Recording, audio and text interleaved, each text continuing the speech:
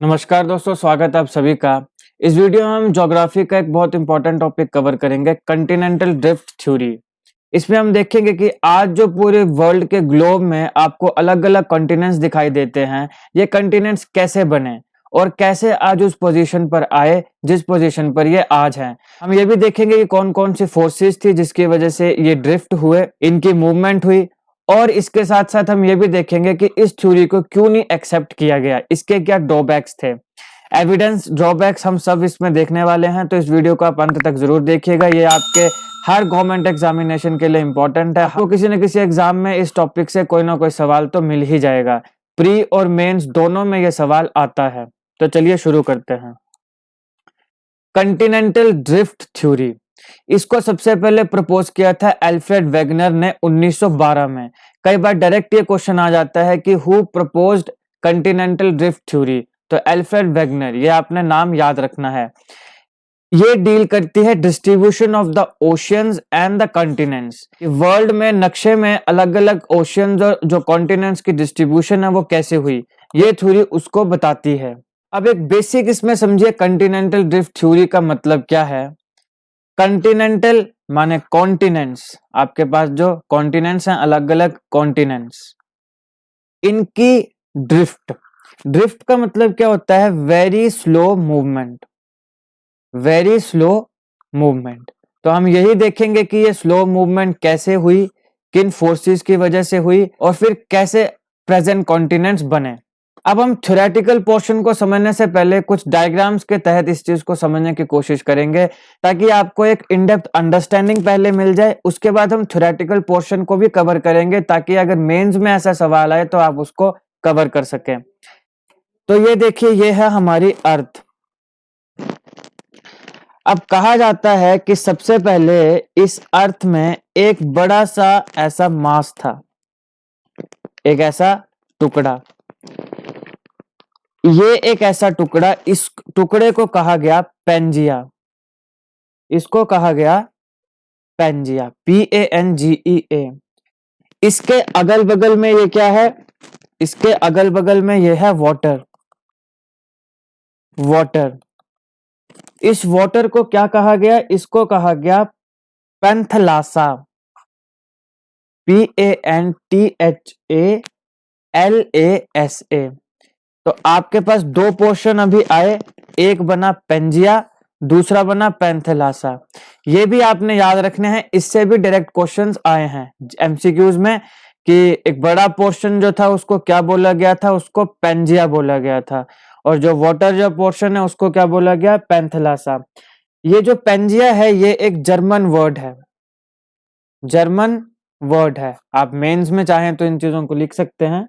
इसका मतलब होता है, पेंजिया का जर्मन वर्ड है, इसका मतलब होता है ऑल कॉन्टिनेंट्स, ऑल कॉन्टिनेंट्स या United land, United land.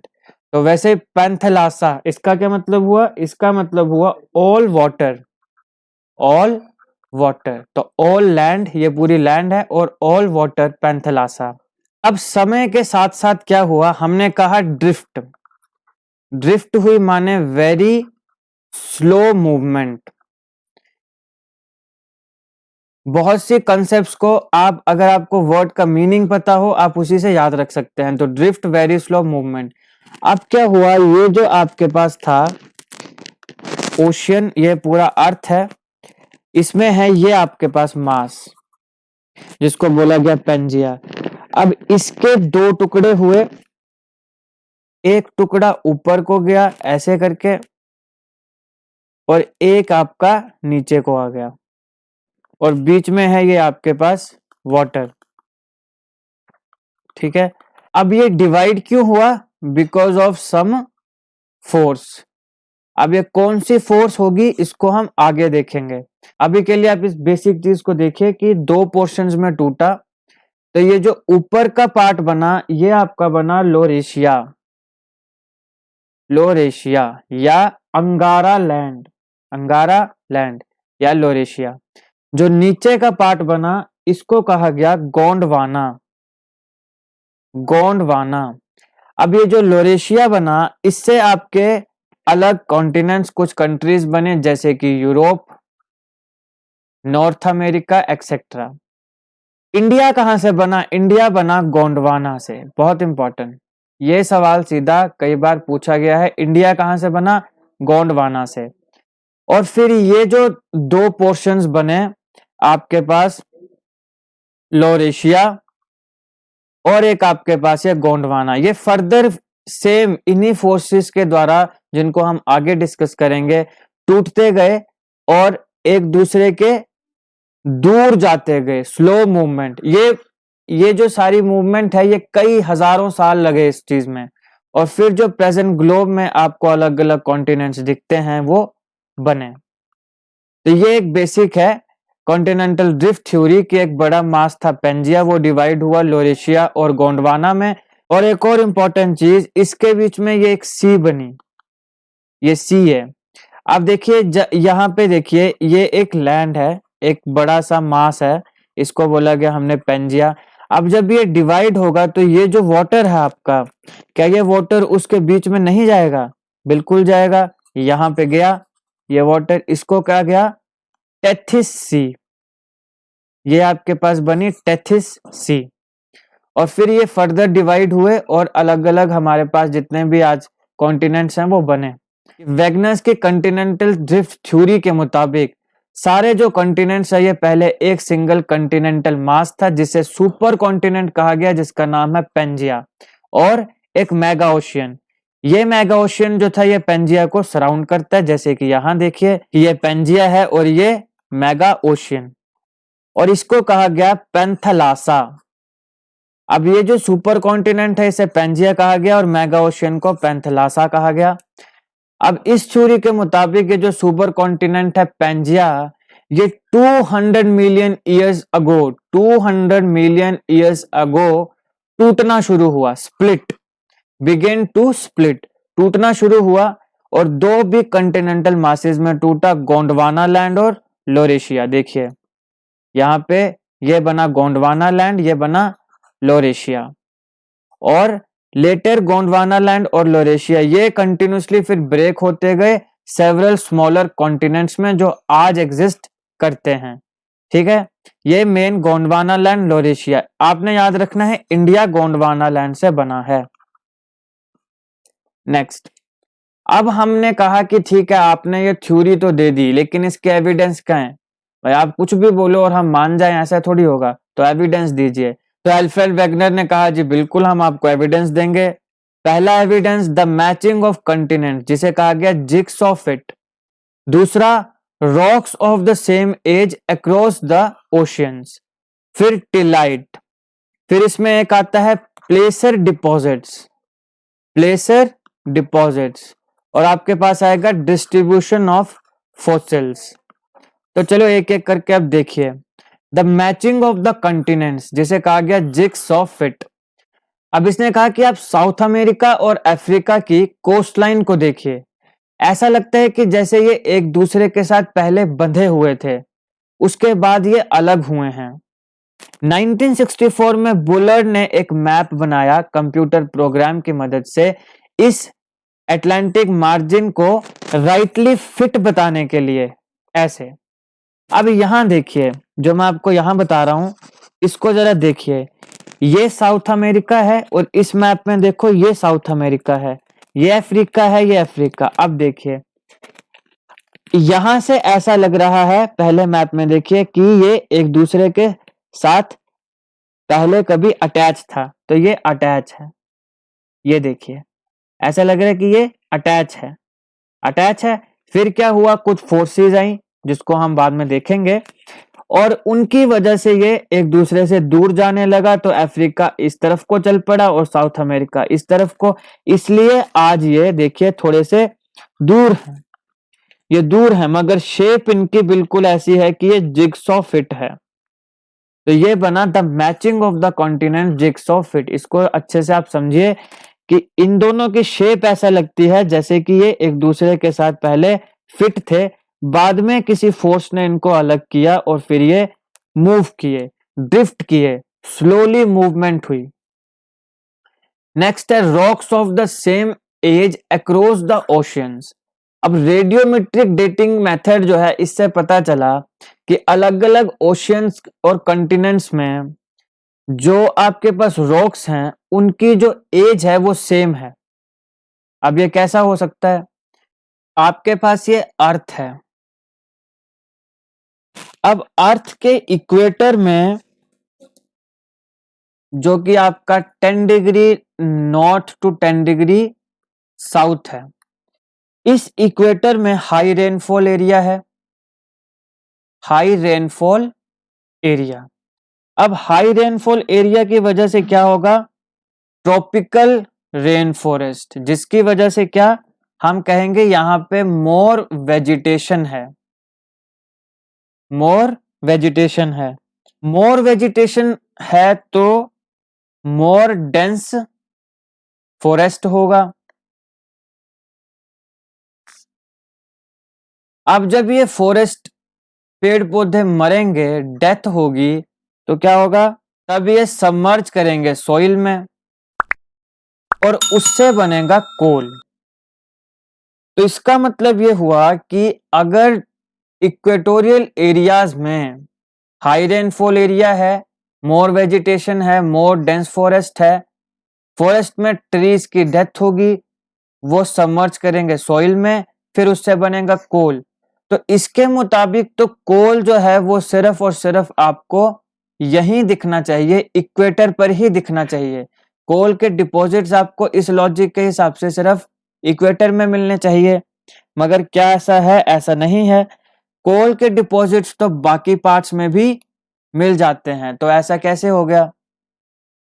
By this logic कोल के डिपॉजिट आपको ज्यादा इक्वेटर में मिलने चाहिए, मगर मिल तो हर जगह रहे हैं, बाकी जगहों कंट्रीज में भी मिल रहे हैं, बाकी कॉन्टिनेंट्स में भी मिल रहे हैं। तो इसका मतलब यह हुआ कि पहले कभी वो जो सारे कॉन्टिनेंट्स हैं वो यहां पर थे, बाद में टूटते टूटते ये एक दूसरे के दूर जाते गए, लेकिन फॉसिल्स जो थे वो तो उधर ही रहेंगे। एक पूरा का पूरा पोर्शन जा रहा है ना, पूरा का पूरा कॉन्टिनेंट जा रहा है, यहाँ पे ये पूरा का पूरा साउथ अमेरिका और अफ्रीका एक दूसरे से दूर जा रहा है, लेकिन इसके अंदर के जो फॉसिल्स हैं वो तो यहीं पे रहेंगे। तो ये एक कारण है कि क्योंकि ये इकट्ठा थे, तब जो फॉसिल्स इसमें सबमर्ज हुए और जो कोल बना, वही वो डिपॉजिट हैं जो आपको बाकी कॉन्टिनेंट्स में मिलेंगे, जो ड्रिफ्ट होने के बाद अलग अलग पोजीशन में पहुंच गए। ये बना rocks of the same age across the ocean. Next आपके पास आया टिलाइट्स। क्या होते हैं ये? सेडिमेंट्री रॉक जो कि बनते हैं ग्लेशियर डिपॉजिट से। अब हमारे इंडिया में, साउथ इंडिया में ग्लेशियर्स के फोसिल्स मिलते हैं, फोसिल्स आपके पास मिलते हैं। वहां पे ग्लेशियर्स कहां से आ गए?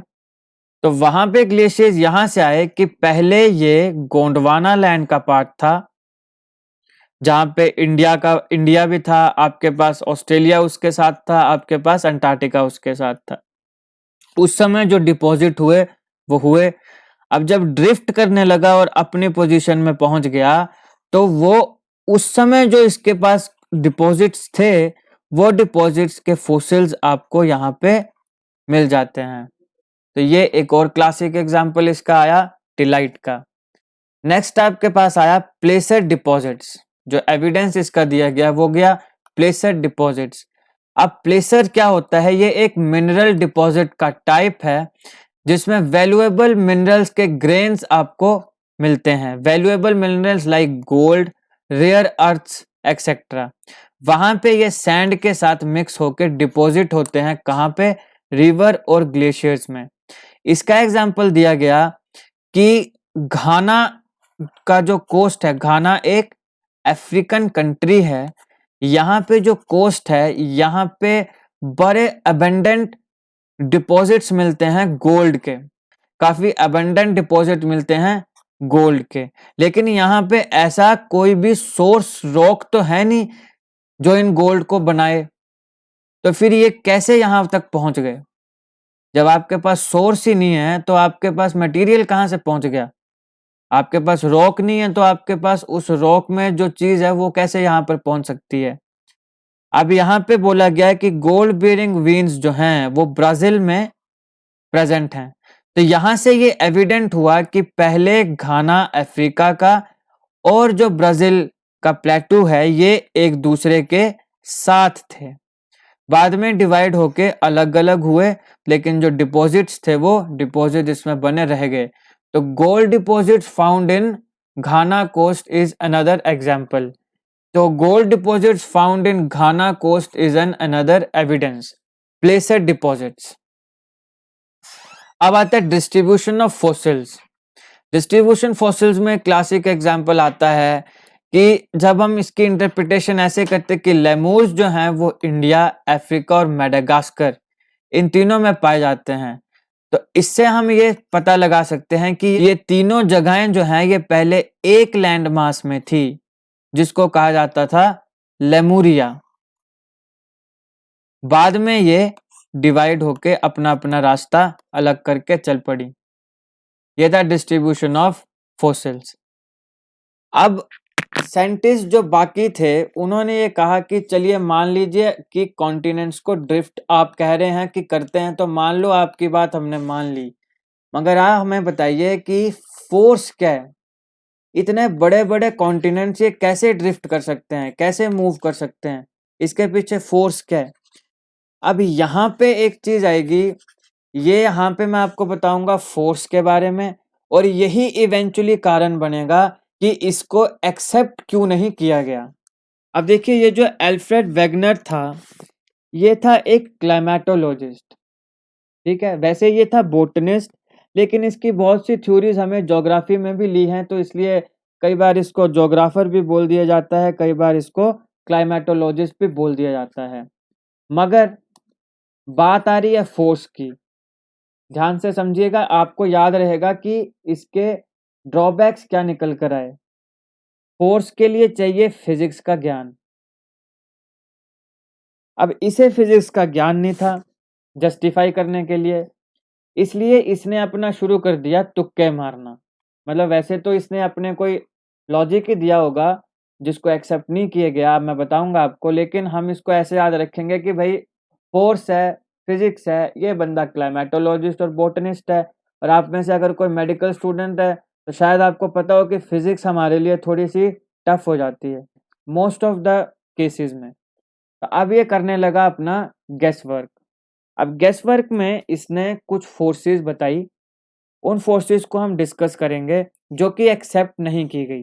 तो जो सबसे पहली फोर्स निकल कर आई वो थी पोलर फ्लीइंग फोर्स, और फिर आती है टाइडल फोर्स। अब चलिए इसको एक एक करके डिस्कस करते हैं। पोलर फ्लीइंग फोर्स, अब इसने ये कहा कि देखो अर्थ की जो शेप है ये थोड़ी जियोइड शेप है। अब इसके इक्वेटर पे ग्रेविटी, देखिए इक्वेटर, इक्वेटर पे क्या है, ग्रेविटी, ग्रेविटी ज्यादा है। ग्रेविटी ज्यादा होने के कारण ये क्या करता है, ये खींचता है, खींचता है। और इसकी वजह से फिर यहाँ पे जो इक्वेटर है यहाँ पे ज्यादा फॉरेस्ट या लैंड मास है, ऐसा इसने क्लेम किया पोलर फ्लीइंग फोर्स में। और इसने कहा कि इसीलिए आप देखिए कि पोल्स जो हैं वो खाली पड़े हैं, मगर ऐसा नहीं है, गलत है। इसलिए कहा कि तुक्के मारना इसने शुरू किए, ऐसा है नहीं। क्योंकि अगर आप यूरोप और ऑस्ट्रेलिया को इकट्ठा भी कर दें तो भी अंटार्कटिका जो यहाँ पे बैठा है, अंटार्कटिका का एरिया इससे ज्यादा है। तो यहाँ पे ये हो गया fail, polar fleeing force number 1। Number 2 आई टाइडल फोर्स। अब इसने ये कहा कि मून जो है वो अर्थ के ऊपर ग्रेविटेशनल फोर्स को एक्सर्ट करता है, लेकिन ये ग्रेविटेशनल फोर्स क्योंकि कम है इसलिए ये कंटिनेंट्स को तो मूव नहीं कर पाती मगर वाटर को मूव करती है। ये कंटिनेंट है, ये वाटर है। वाटर को मूव करने से क्या होगा, एक नेट रिजल्टेंट फोर्स बनेगी। क्या बनेगी, एक रिजल्टेंट फोर्स बनेगी। और ये फोर्स जो है, ये फोर्स फिर इन कंटिनेंट्स को, इतने बड़े बड़े मासेस को मूव करती है, मगर बाद में इसको भी रिजेक्ट कर दिया गया। अब इसे रिजेक्ट करने के बाद कहा जाता है कि जो साइंटिस्ट है उन्होंने इसका बहुत ज़्यादा मजाक बनाया था एल्फ्रेड वेगनर का, और इतना मजाक बनाया था कि इसको बाद में सोच सोच के डिप्रेशन हो गया, और डिप्रेशन के कारण फिर इवेंचुअली इसकी डेथ होगी। अब देखिए इसकी ड्रॉबैक यही थी कि ये फोर्स को अच्छे से एक्सप्लेन नहीं कर पाया। धीरे धीरे जब साइंटिफिक टेम्परामेंट बढ़ा, वैसे फिर इसकी थ्योरी को एक्सेप्ट किया गया, इसको सही ठहराया गया। ऐसा माना गया कि जी हाँ, कॉन्टिनेंट्स मूव तो किए थे, लेकिन ये एक्सप्लेन नहीं कर पाया कि कैसे किए, फोर्स क्या थी उसके पीछे। तो इसलिए फिर आगे अगली वीडियोस में हम देखेंगे थर्मल कन्वेक्शन थ्योरी, कि अर्थ के नीचे से एक थर्मल कन्वेक्शन फोर्स है जिसकी वजह से ये मूव कर रहे हैं। फिर आगे जाके कॉन्टिनेंटल ड्रिफ्ट थ्योरी और थर्मल कन्वेक्शन थ्योरी को मिक्स करके फिर बनता आपका सी फ्लोर स्प्रेडिंग। तो ये दोनों चीजें भी हम अगली वीडियोस में देखेंगे, लेकिन उस समय क्योंकि साइंटिफिक टेम्परामेंट इतना नहीं था, इसलिए इस इंसान का बहुत ज़्यादा मजाक उड़ाया गया, और फिर बाद में डिप्रेशन से उसकी डेथ होगी।